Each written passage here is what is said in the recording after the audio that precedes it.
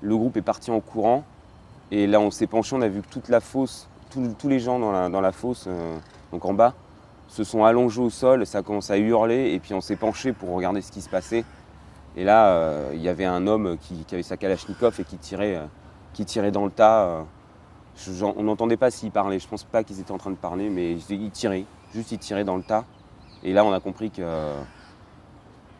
On a l'impression que ça dure 1000 ans, mais en fait, ça dure une fraction de seconde. Et là, on sait qu'il faut partir. Et là, c'est la panique.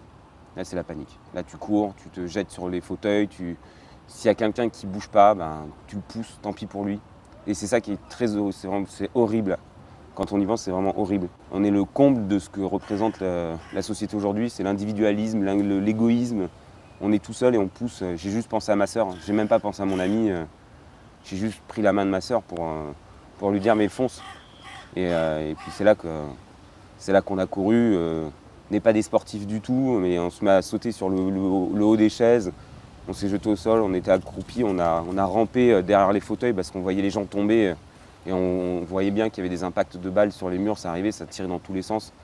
On entendait gémir, on entendait des gens crier. C'est l'apocalypse. Il n'y a pas de règle. Il y avait une femme enceinte et les gens ont marché dessus. C'est horrible. Et tu marches sur les gens, tu fais pareil. Tu marches sur les gens parce qu'il y a des gens qui sont tétanisés, il y en a qui ne bougent pas, tu as juste envie, tout ce que tu veux, c'est juste sortir. C'est juste respirer, voir le ciel, voir des gens, voir de la police, parce que c'est ça qui rassure. Donc tu cours et là, tout le monde se marche dessus, tout le monde.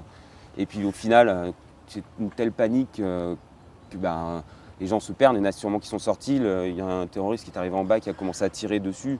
Et donc, comme on a vu le sang gicler dans le couloir, bah, là j'ai perdu ma sœur. Je n'ai même pas réfléchi à ma sœur. Je me suis juste caché dans les toilettes, dans la loge du haut. Je me suis enfermé avec un garçon qui avait 15 ans, son père et puis un autre garçon. On a fermé à clé alors qu'il y avait des gens qui tapaient pour entrer.